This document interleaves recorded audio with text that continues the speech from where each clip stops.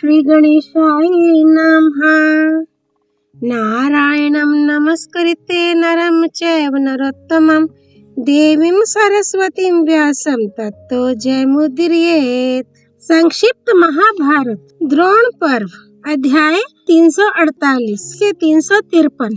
अध्याय 348 वृषक, अचल और नील आदि का वध, शकुनी और कर्ण की पराजय।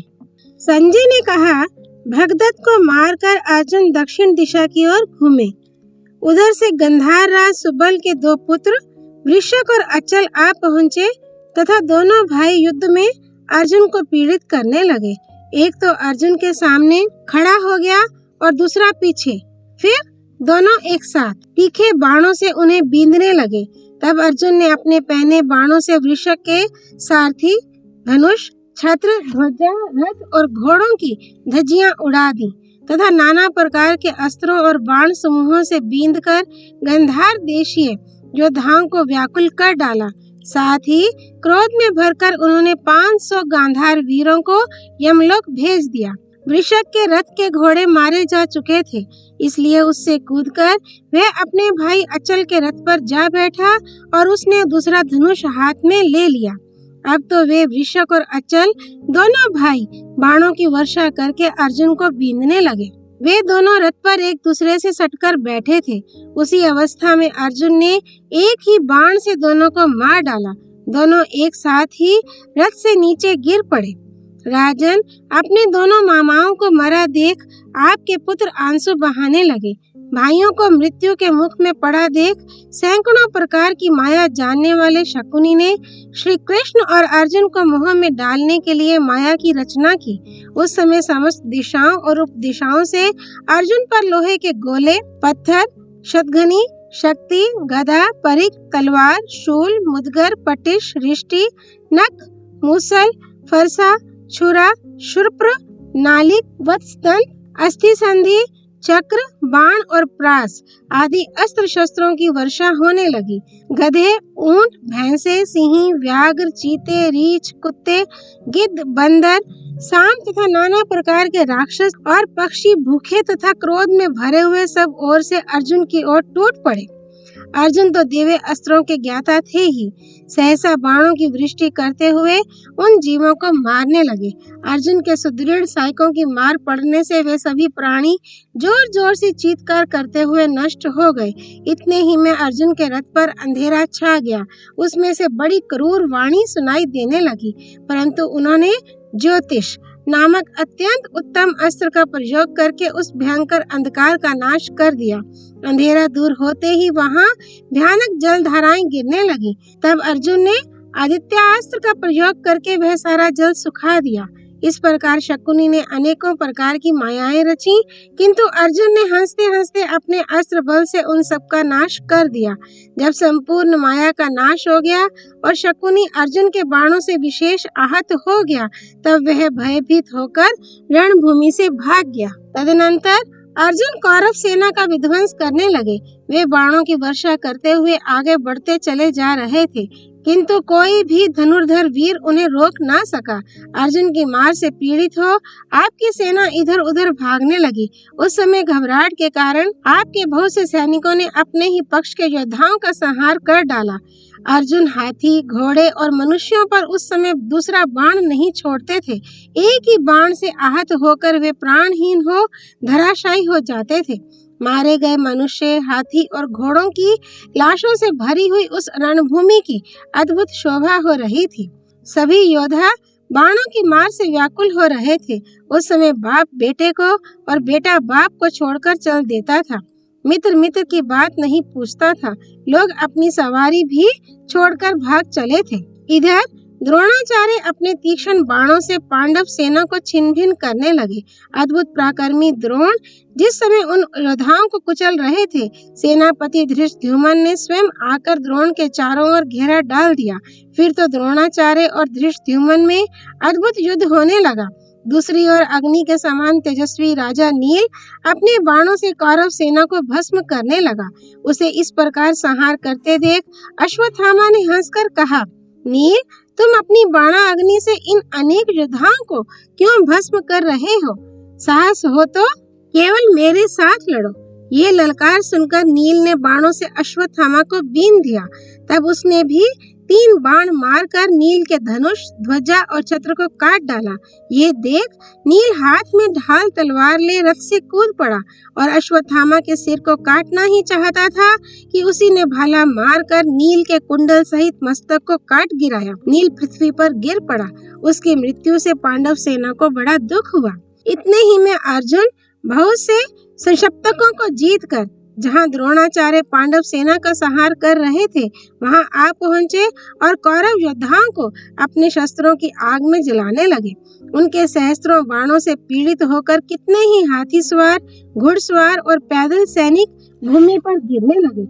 कितने ही आर्त स्वर से कराहने लगे। कितनों ने गिरते ही प्राण त्याग दिए।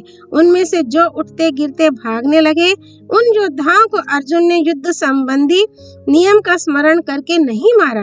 भागते हुए कौरव हा कर्ण ऐसे पुकारने लगे। शरणार्थियों का वह करुण क्रंदन सुनकर वीरो डरो मत ऐसा कहकर कर्ण अर्जुन का सामना करने चला। कर्ण अस्त्र वेताओं में श्रेष्ठ था। उसने उस समय आग्नेयास्त्र प्रकट किया, परंतु अर्जुन ने उसे शांत कर दिया। इसी प्रकार कर्ण ने भी अर्जुन के तेजस्वी बाणों का अपने अस्त्र से निवारण कर दिया और बाणों की वर्षा करते हुए सिंहनाद किया। तब धृष्टद्युम्न, भीम और सात्यकी भी वहां पहुंचकर कर्ण को अपने बाणों से बींधने लगे। कर्ण ने भी 3 बाणों से उन तीनों वीरों के धनुष काट डाले। तब उन्होंने कर्ण पर शक्तियों का प्रहार करके सिंहों के समान गर्जना की। कर्ण भी 3 बाणों से उन शक्तियों के टुकड़े टुकड़े करके अर्जुन पर बाण बरसाता हुआ गरजने लगा। ये देख अर्जुन ने 7 बाणों से कर्ण को बींधकर उसके छोटे भाई को मार डाला। फिर उसके दूसरे भाई शत्रुंजय को भी 6 बाणों से मौत के घाट उतारा। उसके बाद एक भाला मारकर विपाट के भी मस्तक को काटकर उसे रथ से गिरा दिया। इस प्रकार कौरवों के देखते देखते कर्ण के सामने ही उसके तीनों भाइयों को अर्जुन ने अकेले ही मार डाला। तदनंतर भीमसेन भी अपने रथ से कूद पड़े और तलवार से कर्ण पक्ष के 15 वीरों को मारकर फिर अपने रथ पर चढ़ आए। इसके बाद दूसरा धनुष लेकर उन्होंने कर्ण को 10 तथा उसके सारथी और घोड़ों को 5 बाणों से बींध डाला। इसी प्रकार धृष्टद्युम्न भी अपने रथ से उतरकर ढाल तलवार लिए आगे बढ़ा और चंद्रवर्मा तथा निषद देश के राजा वृत्रक्षत्र को मारकर पुनः रथ पर आ गया। फिर दूसरा धनुष हाथ में ले उसने सिंहनाद करते हुए 73 बाणों से कर्ण को बींध दिया। इसके बाद सात्यकी ने भी दूसरा धनुष उठाया और 64 बाणों से कर्ण को बींधकर सिंह के समान गर्जना की। फिर 2 बाणों से उसने कर्ण का धनुष काट दिया और 3 बाणों से उसकी बाहुओं तथा छाती में प्रहार किया। कर्ण सात्यकी रूपी समुद्र में डूब रहा था। उस समय दुर्योधन, द्रोणाचार्य और जयद्रथ ने आकर उसके प्राण बचाए। फिर तो आपकी सेना के सैकड़ों पैदल, रथी और हाथी सवार योद्धा कर्ण की रक्षा के लिए दौड़ पड़े। दूसरी ओर धृष्टद्युम्न, भीमसेन, अभिमन्यु, नकुल और सहदेव सात्यकी की रक्षा करने लगे। इस प्रकार वहां समस्त धनुर्धारियों का नाश करने के लिए महाभयानक संग्राम छिड़ गया। आपके और पांडव पक्ष के वीरों में प्राणों का मोह छोड़कर युद्ध होने लगा। इतने में सूर्य अस्ताचल को जा पहुंचा। तब दोनों ओर की थकी मांदी एवं लहूलुहान हुई सेनाएं एक दूसरे को देखती हुई धीरे धीरे अपने शिविर को लौट गईं।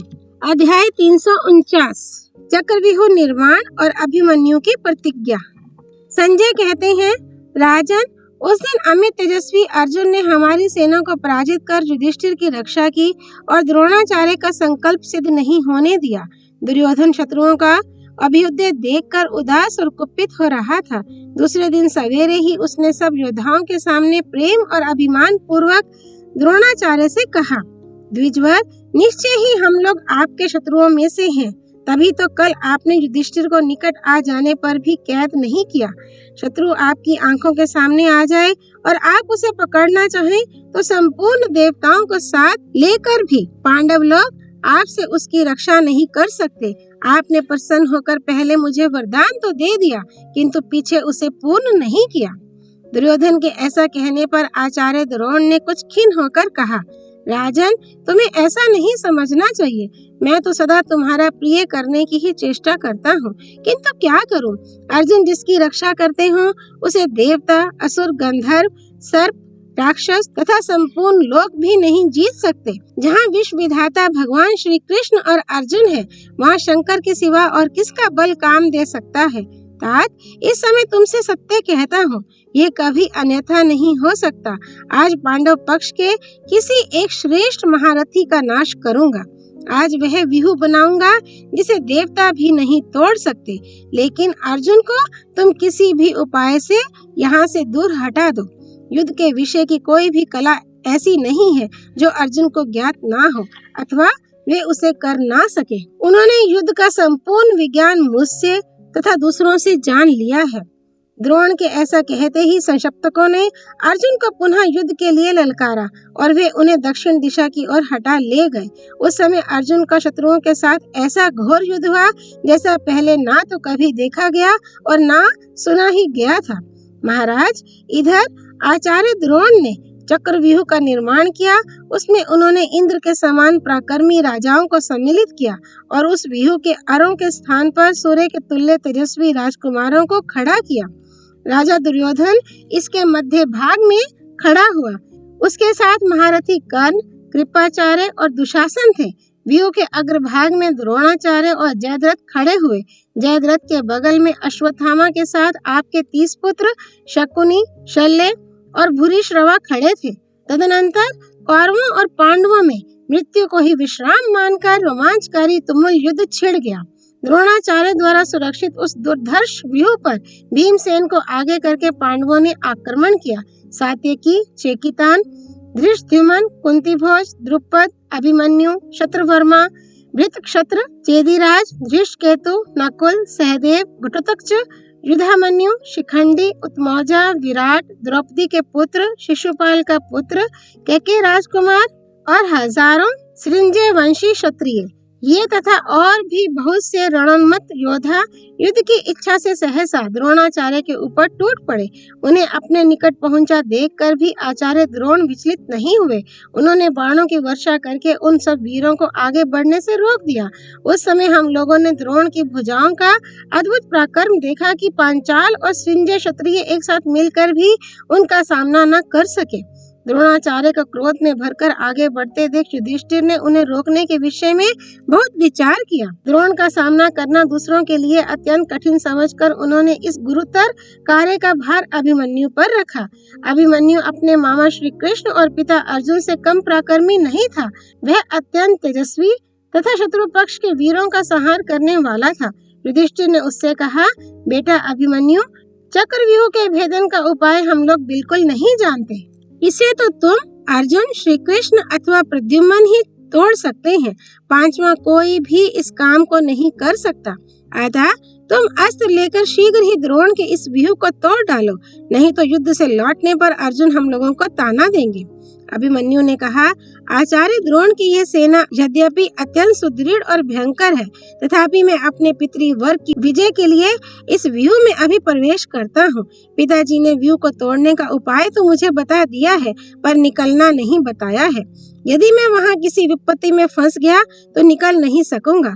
युधिष्ठिर बोले, वीरवर, तुम इस सेना को भेद कर हम लोगों के लिए द्वार तो बनाओ, फिर जिस मार्ग से तुम जाओगे तुम्हारे पीछे पीछे हम लोग भी चलेंगे और सब ओर से तुम्हारी रक्षा करेंगे।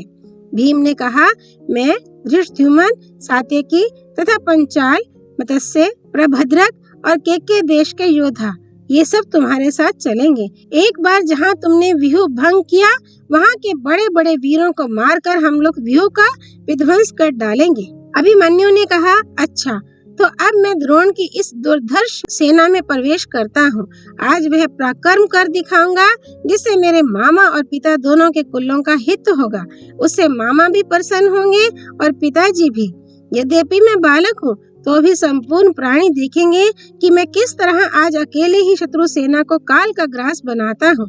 यदि जीते जी युद्ध में मेरे सामने आकर कोई जीवित बच जाए तो मैं अर्जुन का पुत्र नहीं और माता सुभद्रा के गर्भ से मेरा जन्म नहीं हुआ। युधिष्ठिर ने कहा, सुभद्रा नंदन, तुम द्रोण की दुर्धर्ष सेना को तोड़ने का उत्साह दिखा रहे हो, इसलिए ऐसी वीरता भरी बातें करते हुए तुम्हारा बल सदा बढ़ता रहे। अध्याय 350 अभिमन्यु का व्यूह में प्रवेश और पराक्रम। संजय कहते हैं, धर्मराज युधिष्ठिर की बात सुनकर अभिमन्यु ने सारथी को द्रोण की सेना के पास रथ ले चलने को कहा। जब बारंबार चलने की आज्ञा दी तो सारथी ने उससे कहा, आयुष्मान, पांडवों ने आप पर यह बहुत बड़ा भार रख दिया है, आप थोड़ी देर इस पर विचार कर लीजिए, फिर युद्ध कीजिएगा। आचार्य द्रोण बड़े विद्वान हैं, उन्होंने उत्तम अस्त्र विद्या में बड़ा परिश्रम किया है। इधर आप बड़े सुख और आराम में पले हैं तथा युद्ध विद्या में उनके समान निपुण भी नहीं है। सारथी की बात सुनकर अभिमन्यु ने उससे हंसकर कहा, सूत, ये द्रोण अथवा क्षत्रिय समुदाय क्या है? यदि साक्षात इंद्र देवताओं के साथ आ जाए अथवा भूत गणों को साथ लेकर शंकर उतर आवे तो मैं उनसे भी युद्ध कर सकता हूँ। इस क्षत्रिय समूह को देखकर आज मुझे आश्चर्य नहीं हो रहा है। ये संपूर्ण शत्रु सेना मेरी 16वीं कला के बराबर भी नहीं है, और तो क्या, विश्व विजयी मामा श्री कृष्ण और पिता अर्जुन को भी अपने विपक्ष में पाकर मुझे भय नहीं होगा। इस प्रकार सारथी की बात की अवहेलना करके अभिमन्यु ने उसे शीघ्र ही द्रोण की सेना के पास चलने की आज्ञा दी। यह सुनकर सारथी मन में बहुत प्रसन्न तो नहीं हुआ, परंतु घोड़ों को उसने द्रोण की ओर बढ़ाया। पांडव भी अभिमन्यु के पीछे पीछे चले। उसको आते देख कौरव पक्ष के सभी योद्धा द्रोण को आगे करके उसका सामना करने के लिए डट गए। अर्जुन का पुत्र अर्जुन से भी बढ़कर पराक्रमी था। वह युद्ध की इच्छा से द्रोण आदि महारथियों के सामने इस प्रकार जा डटा जैसे हाथियों के आगे सिंह का बच्चा हो। अभिमन्यु अभी व्यू की ओर 20 ही कदम बढ़ा था कि कौरव योद्धा उसके ऊपर प्रहार करने लगे। फिर तो एक दूसरे का संहार करने वाले उभय पक्ष के योद्धाओं में घोर संग्राम होने लगा। उस भयंकर युद्ध में द्रोण के देखते देखते व्यू भेद कर अभिमन्यु उसके भीतर घुस गया। वहां जाने पर उसके ऊपर बहुत से योद्धा टूट पड़े, परंतु वीर अभिमन्यु अस्त्र चलाने में फुर्तीला था। जो जो वीर उसके सामने आए सबको अपने मर्म भेदी बाणों से मारने लगा। उसके पहने बाणों की मार पड़ने से घायल हो बहुत से योद्धा धराशायी हो गए। मरे हुए वीरों की लाशों और उसके टुकड़ों से वहां की भूमि ढक गई। धनुष, बाण, ढाल, तलवार, अंकुश, तोमर आदि बहुत से शस्त्रों और आभूषणों से युक्त हजारों वीरों की भुजाओं को अभिमन्यु ने काट डाला तथा रथों को तोड़ डाला। उसने अकेले ही भगवान विष्णु के समान अचिंतनीय पराक्रम कर दिखाया। राजन, उस समय आपके पुत्र और आपके पक्ष के योद्धा 10 दिशाओं की ओर देखते हुए भागने की राह ढूंढने लगे। उनके मुंह सूख गए थे, नेत्र चंचल हो रहे थे, बदन से पसीना बह रहा था, रोए खड़े हो गए थे। वे शत्रु को जीतने का साहस खो बैठे थे। अगर कुछ उत्साह था तो वहां से निकल भागने का। मरे हुए पुत्र, पिता, भाई, बंधु तथा संबंधियों को छोड़कर अपना प्राण बचाने की इच्छा से घोड़े और हाथियों को उतावली के साथ हाँकते हुए सब लोग भाग चले। अमित तेजस्वी अभिमन्यु के द्वारा अपनी सेना को इस प्रकार तितर बितर होते देख दुर्योधन अत्यंत क्रोध में भरा हुआ उसके सामने आया। द्रोणाचार्य की आज्ञा से और भी बहुत से योद्धा वहां आ पहुंचे और दुर्योधन को चारों ओर से घेर कर उसकी रक्षा करने लगे। इसी समय द्रोण, अश्वत्थामा, कृपाचार्य, कर्ण, कृतवर्मा, शकुनी, भृतबल, शल्य, भूरी, भूरिश्रवा, शल, पौरव और वृषसेन ने सुभद्रा कुमार पर तीखे बाणों की वर्षा करके उसे आच्छादित कर दिया। इस प्रकार अभिमन्यु को मोहित करके उन्होंने दुर्योधन को बचा लिया। जैसे मुंह का ग्रास छिन जाए उसी प्रकार दुर्योधन का निकल जाना अभिमन्यु से नहीं सहा गया। उसने बड़ी भारी बाण वर्षा करके घोड़े और सारथियों सहित उन सभी महारथियों को मार भगाया तथा सिंह के समान गर्जना की। द्रोण आदि महारथी उसका सिंहनाद नहीं सह सके। वे रथों से उसको घेर कर बाण समूहों की वर्षा करने लगे, किंतु अभिमन्यु उन सब बाणों को आकाश में ही काट गिराता और तुरंत तीखे बाण मार कर सबको बींध डालता था। उसका ये पराक्रम अद्भुत था। उस समय अभिमन्यु और कौरव योद्धा एक दूसरे पर लगातार प्रहार कर रहे थे।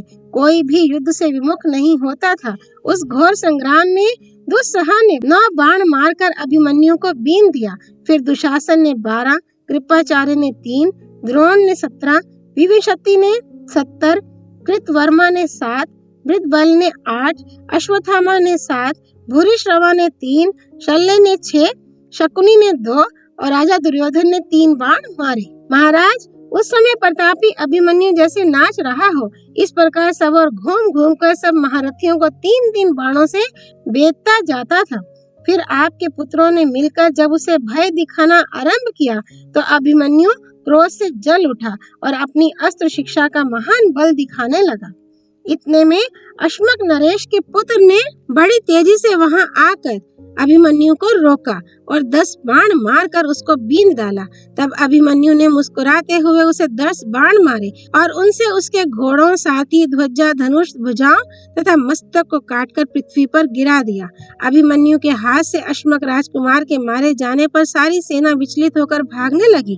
तब कर्ण, कृपाचार्य, द्रोणाचार्य, अश्वत्थामा, शकुनी, शल्य, भूरिश्रवा, क्रात, सोमदत्त, विभीषति, वृषसेन, सुषेण, कुंडभेदी, प्रतर्दन, वृंदारक, ललित, प्रभाव, दीर्घलोचन और दुर्योधन, इन सब ने क्रोध में भरकर अभिमन्यु पर बाण वर्षा आरंभ की। इन बड़े बड़े धनुर्धारियों के बाणों से जब अभिमन्यु बहुत घायल हो गया तो उसने कवच और शरीर को छेद डालने वाला एक तीखा बाण कर्ण के ऊपर चलाया। वह बाण कर्ण का कवच छेद कर बड़े वेग से उसके शरीर में घुसा और उसे भी भेद कर पृथ्वी में समा गया। उस दुस्सह प्रहार से कर्ण को बड़ी व्यथा हुई और वह व्याकुल होकर उस रणभूमि में कांप उठा। इसी प्रकार क्रोध में भरे हुए अभिमन्यु ने 3 बाणों से सुषेण, दीर्घलोचन और कुंडभेदी को भी मारा। तब कर्ण ने 25, अश्वत्थामा ने 20 और कृतवर्मा ने 7 बाण मारकर अभिमन्यु को घायल किया। उसके संपूर्ण शरीर में बाण छिदे हुए थे, फिर भी वह पाशधारी यमराज के समान रणभूमि में विचर रहा था। शल्य को अपने पास ही खड़ा देख अभिमन्यु ने बाणों की वर्षा से उन्हें ढक दिया और आपकी सेना को डराते हुए उसने भीषण गर्जना की। उसके मर्म भेदी बाणों से घायल हुए राजा शल्य रथ के पिछले भाग में जा बैठे और मूर्छित हो गए। शल्य की यह अवस्था देख संपूर्ण सेना आचार्य द्रोण के देखते देखते भाग चली। उस समय देवता, पितर, चारण, सिद्ध, यक्ष तथा मनुष्य अभिमन्यु का यशोगान करते हुए उसकी प्रशंसा कर रहे थे। शल्य का एक छोटा भाई था। उसने सुना कि अभिमन्यु ने मेरे भाई मद्रराज को रणभूमि में मूर्छित कर दिया है तो क्रोध में भरकर बाण वर्षा करता हुआ वह उनके पास आया। आते ही 10 बाण मारकर उसने अभिमन्यु को घोड़े और सारथी सहित घायल कर दिया। फिर बड़े जोर से गर्जना की। तब अर्जुन कुमार ने बाणों से उसके घोड़े, छत्र, ध्वजा, सारथी, जुआ, बैठक, पहिया, धूरी, भाथा, धनुष, प्रत्यंचा, पताका, पहियों के रक्षक एवं रथ की सब सामग्री को खंड खंड करके उसके हाथ, पैर, गला और मस्तक भी काट गिराए।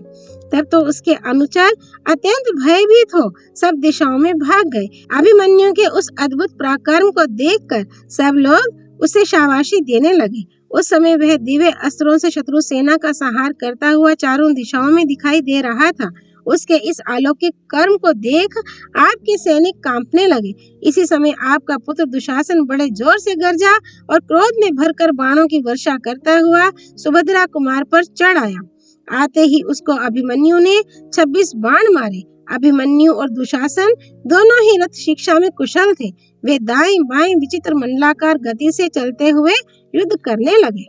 अध्याय 351 दुशासन और कर्ण की पराजय तथा जयद्रथ का पराक्रम। संजय कहते हैं, राजन, उस समय अभिमन्यु ने दुशासन से हंसकर कहा, दुर्मते, तूने मेरे पितृवर का राज्य हर लिया है। उसके कारण तथा तेरे लोभ, अज्ञान, द्रोह और दुस्साहस के कारण महात्मा पांडव तुझ पर अत्यंत कुपित है। इसी से आज तुझे यह दिन देखना पड़ा है। आज उस पाप का भयंकर फल तुम भोग। क्रोध में भरी हुई माता द्रौपदी की तथा बदला लेने वाले पिता भीमसेन की इच्छा पूर्ण करके आज मैं उनके ऋण से उऋण हो जाऊंगा। यदि तू युद्ध छोड़कर भाग नहीं गया तो मेरे हाथ से जीता नहीं बच सकता। ये कहकर अभिमन्यु ने दुशासन की छाती में काला अग्नि के समान तेजस्वी बाण मारा। वह बाण उसकी छाती में लगा और गले की हंसली छेद कर निकल गया। इसके बाद धनुष को कान तक खींचकर पुनः उसने दुशासन को 25 बाण मारे। इससे अच्छी तरह घायल होकर वह व्यथा के मारे रथ के पिछले भाग में जा बैठा और बेहोश हो गया। ये देख सारथी तुरंत उसे रण से बाहर ले गया। उस समय युधिष्ठिर आदि पांडव, द्रौपदी के पुत्र सात्यकी, चेकितान, धृष्टद्युम्न, शिखंडी, केकय, धृष्टकेतु तथा मत्स्य, पांचाल और संजय वीर बड़ी प्रसन्नता के साथ द्रोण की सेना को नष्ट करने की इच्छा से आगे बढ़े। फिर तो कौरवों और पांडवों की सेना में महान युद्ध होने लगा। इधर कर्ण अत्यंत क्रोध में भरकर अभिमन्यु के ऊपर तीक्ष्ण बाणों की वर्षा करने लगा और उसका तिरस्कार करते हुए उसके अनुचरों को भी बाणों से बींधने लगा। अभिमन्यु ने भी तुरंत ही उसे 73 बाणों से बींध डाला। उस समय उसकी गति कोई नहीं रोक सका। तदनंतर कर्ण ने अपनी उत्तम अस्त्र विद्या का प्रदर्शन करते हुए सैकड़ों बाणों से अभिमन्यु को बींध डाला। कर्ण के द्वारा पीड़ित होकर भी सुभद्रा कुमार शिथिल नहीं हुआ। उसने तेज बाणों से शूर वीरों के धनुष काटकर कर्ण को भी खूब घायल किया। साथ ही उसके छत्र, ध्वजा, सारथी और घोड़ों को भी हंसते हंसते बींध डाला। फिर कर्ण ने भी उसे कई बाण मारे, किंतु अभिमन्यु ने अविचल भाव से सबको झेल लिया और मुहूर्त भर में एक ही बाण से कर्ण के धनुष और ध्वजा को काटकर पृथ्वी पर गिरा दिया। इस प्रकार कर्ण को संकट में फंसा देखकर उसका छोटा भाई सुदृढ़ धनुष ले अभिमन्यु का सामना करने को आ गया। उसने आते ही 10 बाण मारकर अभिमन्यु को छत्र, ध्वजा, सारथी और घोड़ों सहित बींध डाला। ये देख आपके पुत्र बहुत प्रसन्न हुए। तब अभिमन्यु ने मुस्कुराकर एक ही बाण से उसका मस्तक काट गिराया। राजन, भाई को मरा देख कर्ण बहुत दुखी हुआ। इधर सुभद्रा कुमार ने कर्ण को विमुख करके दूसरे धनुर्धरों पर धावा किया। क्रोध में भरकर वह हाथी, घोड़े, रथ और पैदलों से युक्त उस विशाल सेना का संहार करने लगा। कर्ण तो उसके बाणों से बहुत पीड़ित हो चुका था, इसलिए अपने शीघ्रगामी घोड़ों को हाँककर रणभूमि से भाग गया। इससे व्यूह टूट गया। उस समय टिड्डियों या जल की धाराओं के समान अभिमन्यु के बाणों से आकाश आच्छादित हो जाने के कारण कुछ सूझ नहीं पड़ता था। सिंधुराज जयद्रथ के सिवा दूसरा कोई रथी वहां टिक ना सका। अभिमन्यु अपने बाणों से शत्रु सेना को दग्ध करता हुआ व्यूह में विचरने लगा। रथ, घोड़े, हाथी और मनुष्यों का संहार होने लगा। पृथ्वी पर बिना मस्तक की लाशें बिछ गईं। कौरव योद्धा अभिमन्यु के बाणों से शत विक्षत हो प्राण बचाने के लिए भागने लगे। उस समय वे सामने खड़े हुए अपने ही दल के लोगों को मारकर आगे बढ़ रहे थे और अभिमन्यु उस सेना को खदेड़ खदेड़ कर मार रहा था। व्यूह के बीच तेजस्वी अभिमन्यु ऐसा दिख पड़ता था जैसे तिनकों के ढेर में प्रज्वलित अग्नि। धृतराष्ट्र ने पूछा, संजय, अभिमन्यु ने जिस समय व्यूह में प्रवेश किया उसके साथ युधिष्ठिर की सेना का कोई और भी वीर गया था या नहीं? संजय ने कहा, महाराज, युधिष्ठिर, भीमसेन, शिखंडी, सात्यकी, नकुल, सहदेव, धृष्टद्युम्न, विराट, द्रुपद, केकय, धृष्टकेतु और मत्स्य आदि योद्धा व्यूहकार में संगठित होकर अभिमन्यु की रक्षा के लिए उसके साथ साथ चले। उन्हें धावा करते देख आपके सैनिक भागने लगे। तब आपके जामाता जयद्रथ ने दिव्य अस्त्रों का प्रयोग करके पांडवों को सेना सहित रोक दिया। धृतराष्ट्र ने कहा, संजय, मैं तो समझता हूँ जयद्रथ के ऊपर ये बहुत बड़ा भार आ पड़ा, जो अकेले होने पर भी उसने क्रोध में भरे हुए पांडवों को रोका। भला जयद्रथ ने कौन सा ऐसा महान तप किया था जिससे पांडवों को रोकने में समर्थ हो सका? संजय ने कहा, जयद्रथ ने वन में द्रौपदी का अपहरण किया था। उस समय भीमसेन से उसे परास्त होना पड़ा। इस अपमान से दुखी होकर उसने भगवान शंकर की आराधना करते हुए बड़ी कठोर तपस्या की। भक्त वत्सल भगवान ने उस पर दया की और स्वप्न में दर्शन देकर कहा, जयद्रथ, मैं तुझ पर प्रसन्न हूँ, इच्छा अनुसार वर मांग ले। वह प्रणाम करके बोला, मैं चाहता हूँ अकेले ही समस्त पांडवों को युद्ध में जीत सकूं। भगवान ने कहा, सौम्य, तुम अर्जुन को छोड़ शेष 4 पांडवों को युद्ध में जीत सकोगे। अच्छा, ऐसा ही हो। ये कहते कहते उसकी नींद टूट गई। उस वरदान से और दिव्यास्त्र के बल से ही जयद्रथ ने अकेले होने पर भी पांडव सेना को आगे नहीं बढ़ने दिया। उसकी प्रत्यंचा की टंकार होते ही शत्रु वीरों पर भय छा गया और आपके सैनिकों को बड़ा हर्ष हुआ। उस समय सारा भार जयद्रथ के ही ऊपर पड़ा देख आपके क्षत्रिय वीर कोलाहल करते हुए युधिष्ठिर की सेना पर टूट पड़े। अभिमन्यु ने व्यूह के जिस भाग को तोड़ डाला था उसे जयद्रथ ने पुनः योद्धाओं से भर दिया। फिर उसने सात्यकी को 3, भीमसेन को 8, धृष्टद्युम्न को 60 और विराट को 10 बाण मारे। इसी प्रकार द्रुपद को 5, शिखंडी को 7, कैकेयी राजकुमारों को 25, द्रौपदी के प्रत्येक पुत्र को 3-3 और युधिष्ठिर को 70 बाणों से बींध डाला। साथ ही दूसरे योद्धाओं को भी बाणों की भारी वर्षा से पीछे हटा दिया। उसका यह काम अद्भुत ही हुआ। तब राजा युधिष्ठिर ने हंसते हंसते एक तीक्ष्ण बाण से जयद्रथ का धनुष काट डाला। जयद्रथ ने पलक मारते ही दूसरा धनुष लेकर युधिष्ठिर को 10 और अन्य योद्धाओं को 3-3 बाणों से बींध दिया। उसके हाथ की फुर्ती देखकर भीमसेन ने 3 बाणों से उसके धनुष, ध्वजा और छत्र को काट गिराया। जयद्रथ ने पुनः दूसरा धनुष उठाया और उसकी प्रत्यंचा चढ़ाकर भीम के धनुष, ध्वजा और घोड़ों का संहार कर डाला। घोड़ों के मर जाने पर भीमसेन उस रथ से कूदकर सात्यकी के रथ पर जा बैठे। जयद्रथ का यह पराक्रम देख आपके सैनिक प्रसन्न होकर उसे शाबाशी देने लगे। इतने में अभिमन्यु ने उत्तर दिशा की ओर युद्ध करने वाले हाथी सवारों को मारकर पांडवों के लिए मार्ग दिखाया, किंतु जयद्रथ ने उसे भी रोक लिया। मत्स्य, पांचाल, कैकेयी और पांडव वीरों ने बहुत कोशिश की, पर वे जयद्रथ को हटा ना सके। आपके शत्रुओं में से जो भी द्रोण सेना का व्यूह तोड़ने का प्रयत्न करता, उसे जयद्रथ वरदान के प्रभाव से रोक देता था। अध्याय 352।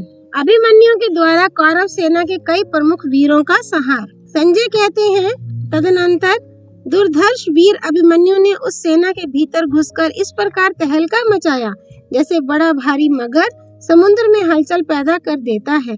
आपकी सेना के प्रधान वीरों ने रथों से अभिमन्यु को घेर रखा था, तो भी उसने वृषसेन के सारथी को मारकर उसके धनुष को भी काट डाला। बलवान वृषसेन भी अपने बाणों से अभिमन्यु के घोड़ों को बींधने लगा। घोड़े रथ लिए हुए वहां से हवा हो गए। ये विघ्न आ पड़ने से सारथी रथ को दूर हटा ले गया। थोड़ी ही देर में शत्रुओं को रोनते हुए अभिमन्यु को पुनः आते देख बसातिये ने तुरंत उनका सामना किया। उसने अभिमन्यु को 60 बाणों से घायल कर डाला। तब अभिमन्यु ने बसातिये की छाती में एक ही बाण मारा, जिससे वह प्राणहीन होकर पृथ्वी पर गिर पड़ा। ये देख आपकी सेना के बड़े बड़े क्षत्रियों ने क्रोध में भरकर अभिमन्यु को मार डालने की इच्छा से घेर लिया। उसके साथ उनका बड़ा भयंकर युद्ध हुआ। अभिमन्यु ने कुपित हो उनके धनुष और बाणों के टुकड़े टुकड़े करके कुंडल और मालाओं से मंडित मस्तक भी काट डाले। तत्पश्चात मद्रराज का बलवान पुत्र रुकमरथ आया और डरी हुई सेना को आश्वासन देता हुआ बोला, वीरों डरो मत, मेरे रहते इस अभिमन्यु की कोई हस्ती नहीं है। संदेह ना करो, मैं इसे जीते जी पकड़ लूंगा। ये देखकर वह अभिमन्यु की ओर दौड़ा और उसकी छाती तथा दाईं बाईं भुजाओं में 3-3 बाण मारकर गरजने लगा। तब अभिमन्यु ने उसका धनुष काट दिया और शीघ्र ही उसकी दोनों भुजाओं तथा मस्तक को भी काटकर पृथ्वी पर गिरा दिया। राजकुमार रुकमरथ के कई मित्र थे, वे भी रण में उन्मत्त होकर लड़ने वाले थे। उन्होंने अपने महान धनुष चढ़ाकर बाणों की वर्षा से अभिमन्यु को ढक दिया। यह देख दुर्योधन को बड़ा हर्ष हुआ। उसने यही समझा कि बस अब तो अभिमन्यु यमलोक में पहुंच गया, किंतु अभिमन्यु ने उस समय गंधर्वास्त्र का प्रयोग किया। वह अस्त्र बाणों की वृष्टि करता हुआ युद्ध में कभी 1, कभी 100 और कभी 1000 की संख्या में दिखाई देता था। अभिमन्यु ने रथ संचालन की कला और गंधर्वास्त्र की माया से उन राजकुमारों को मोहित करके उनके शरीरों के सैकड़ों टुकड़े कर डाले। कितनों के धनुष, ध्वजा, घोड़े, सारथी, भुजाएं और मस्तक काट डाले। एक अभिमन्यु के द्वारा इतने राजपुत्रों को मारा गया देख दुर्योधन भयभीत हो गया। रथी, हाथी, घोड़ों और पैदलों को रणभूमि में गिरते देख वह क्रोध में भरा हुआ अभिमन्यु के पास आया। उन दोनों में युद्ध छिड़ गया। अभी क्षण भर भी पूरा नहीं होने पाया कि सैकड़ों बाणों से आहत होकर दुर्योधन भाग गया। धृतराष्ट्र ने कहा, सूत, जैसा कि तुम बता रहे हो, अकेले अभिमन्यु का बहुत से योद्धाओं के साथ संग्राम हुआ तथा उसमें विजय भी उसी की हुई। सहसा इस बात पर विश्वास नहीं होता। वास्तव में सुभद्रा कुमार का यह पराक्रम आश्चर्यजनक है, किंतु जिन लोगों का धर्म पर भरोसा है उनके लिए ये कोई अद्भुत बात नहीं है। संजय, जब दुर्योधन भाग गया, और सैकड़ों राजकुमार मारे गए, उस समय मेरे पुत्रों ने अभिमन्यु के लिए क्या उपाय किया? संजय ने कहा, महाराज, उस समय आपके योद्धाओं के मुंह सूख गए थे, आंखें कातर हो रही थी, शरीर में रोमांच हो आया था और पसीने चू रहे थे। शत्रु को जीतने का उत्साह नहीं रह गया था। सब भागने की तैयारी में थे। मरे हुए भाई, पिता, पुत्र, सुहृद, संबंधी तथा बंधु बांधवों को छोड़ छोड़कर अपने हाथी घोड़ों को जल्दी जल्दी हाँकते हुए रणभूमि से दूर निकल गए। उन्हें इस प्रकार हतोत्साह होकर भागते देख द्रोण, अश्वत्थामा, वृषबल, कृपाचार्य, दुर्योधन, कर्ण, कृतवर्मा और शकुनी, ये सब क्रोध में भरे हुए समर विजयी अभिमन्यु की ओर दौड़े, किंतु अभिमन्यु ने इन्हें फिर अनेकों बार रण से विमुख किया। केवल लक्ष्मण ही सामने डटा रहा। पुत्र के स्नेह से उसके पीछे दुर्योधन भी लौट आया। फिर दुर्योधन के पीछे अन्य महारथी भी लौट पड़े। अब सबने मिलकर अभिमन्यु पर बाण बरसाना आरंभ किया, परंतु अभिमन्यु ने अकेले ही उन सब महारथियों को परास्त कर दिया और लक्ष्मण के सामने जाकर उसकी छाती और भुजाओं में तीक्ष्ण बाणों का प्रहार किया। फिर लक्ष्मण से कहा, भाई, एक बार इस संसार को अच्छी तरह देख लो, क्योंकि अभी तुम्हें परलोक की यात्रा करनी है।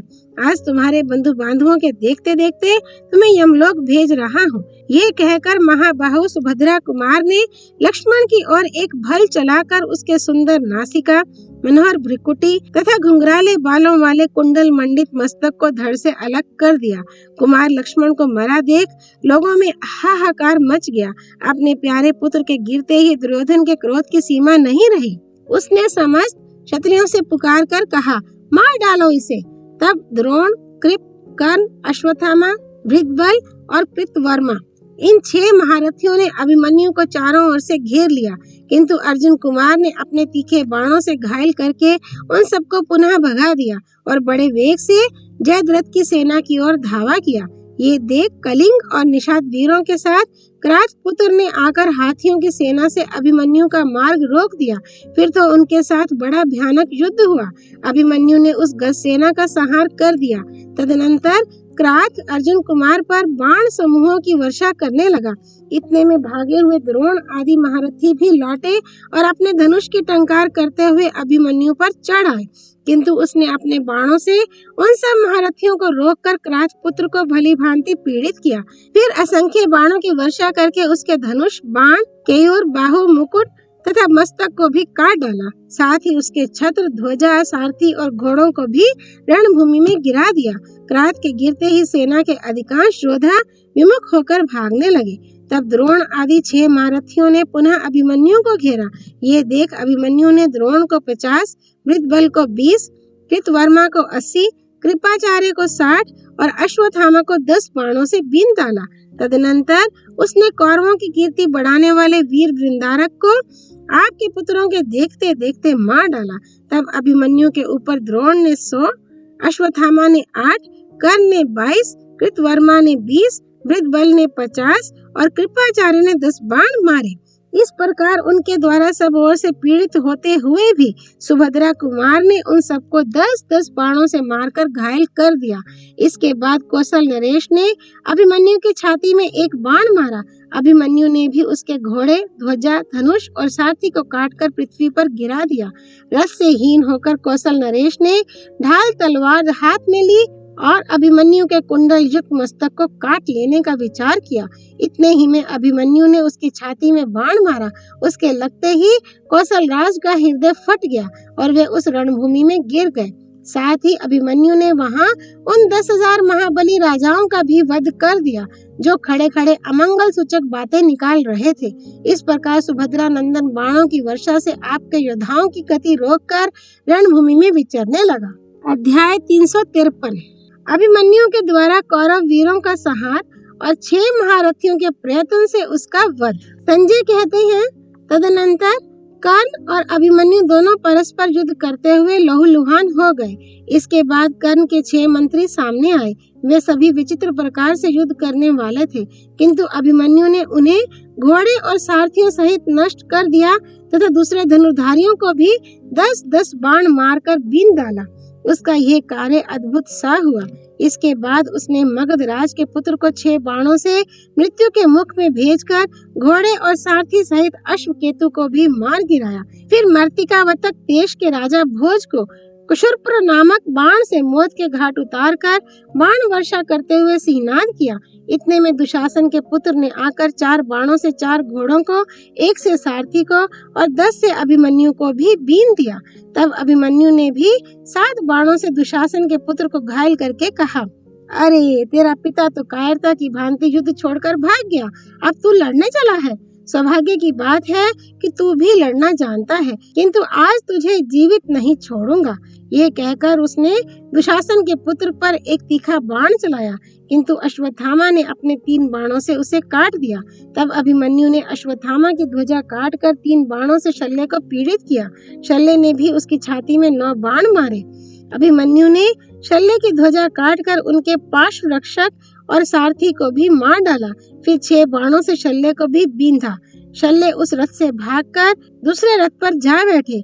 उसके बाद सुभद्रा कुमार ने शत्रुंजय, चंद्रकेतु, मेघवेग, सुवर्चा और सूर्यभास इन 5 राजाओं का वध करके शकुनी को भी बाणों से घायल किया। शकुनी ने भी 3 बाणों से अभिमन्यु को बींधकर दुर्योधन से कहा, देखो ये पहले से एक एक करके हम लोगों को मार रहा है, अब हम सब लोग मिलकर इसको मार डालें। तदनंतर कर्ण ने द्रोणाचार्य से कहा, अभिमन्यु पहले से ही हम सब लोगों को कुचल रहा है, अब इसके वध का कोई उपाय हमें शीघ्र बताइए। तब महान धनुर्धर द्रोण ने सब लोगों से कहा, इस पांडव नंदन की फुर्ती तो देखो, बाणों को चढ़ाते और छोड़ते समय इस रथ मार्ग में केवल इसका मंडलाकार धनुष ही दिखाई पड़ता है, वह स्वयं कहाँ है इसका पता नहीं चलता। सुभद्रा नंदन अपने बाणों से मुझे क्षत विक्षत कर रहा है, मेरे प्राण मूर्छित हो रहे हैं, तो भी इसका पराक्रम देखकर मुझे हर्ष ही होता है। अपने हाथों की फुर्ती के कारण ये समस्त दिशाओं में बाणों की वर्षा कर रहा है। इस समय अर्जुन में तथा इसमें कोई अंतर नहीं दिखाई देता। ये सुनकर कर्ण ने अभिमन्यु के बाणों से आहत होकर पुनः द्रोण से कहा, आचार्य, अभिमन्यु मुझे बड़ा कष्ट दे रहा है, मुझे साहस पूर्वक खड़ा रहना चाहिए, यही सोचकर अभी तक खड़ा हूँ। इस तेजस्वी कुमार के तीखे बाण मेरे हृदय को चीरे डालते हैं। कर्ण की बात सुनकर आचार्य द्रोण हंस पड़े और धीरे से बोले, एक तो ये तरुण राजकुमार स्वयं ही शीघ्र पराक्रम दिखाने वाला है, दूसरे इसका कवच अभेद्य है। इसके पिता अर्जुन को जो मैंने कवच धारण की विद्या सिखाई थी, निश्चय ही उस संपूर्ण विद्या को यह भी जानता है। अतः यदि इसका धनुष और प्रत्यंचा काटी जा सके, बागडोर काटकर घोड़े, पार्श्वरक्षक और सारथी मार दिए जा सके, तो काम बन सकता है। राधा नंदन, तुम बड़े धनुर्धर हो, यदि कर सको तो यही करो। सब प्रकार से असहाय करके इसे रण से भगाओ और पीछे से प्रहार करो। यदि इसके हाथ में धनुष रहा तो देवता और असुर भी इसे नहीं जीत सकते। आचार्य की बात सुनकर कर्ण ने बाणों से अभिमन्यु के धनुष को काट डाला। कृतवर्मा ने उसके घोड़ों को और कृपाचार्य ने पार्श्व रक्षक तथा सारथी को मार डाला। उसे धनुष और रथ से हीन देख बाकी महारथी लोग बड़ी शीघ्रता से उस पर बाण बरसाने लगे। एक और 6 महारथी थे, दूसरी ओर असहाय अभिमन्यु, तो भी ये निर्दयी उस अकेले बालक पर बाण वर्षा कर रहे थे। धनुष कट गया, रथ से हाथ धोना पड़ा, तो भी उसने अपने धर्म का पालन किया। हाथ में ढाल तलवार लेकर वह तेजस्वी बालक आकाश में उछल पड़ा। अपनी लघिमा शक्ति से अभी वह गरुड़ की भांति ऊपर मंडरा ही रहा था, तब तक द्रोणाचार्य ने क्षुरप्र नामक बाण से उसकी तलवार के टुकड़े टुकड़े कर दिए और कर्ण ने ढाल छीन भिन कर दी। अब उसके हाथ में तलवार भी न रही, सारे अंगों में बाण धंसे हुए थे।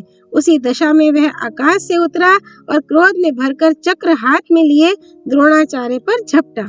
उस समय वह चक्रधारी भगवान विष्णु की भांति शोभायमान हो रहा था।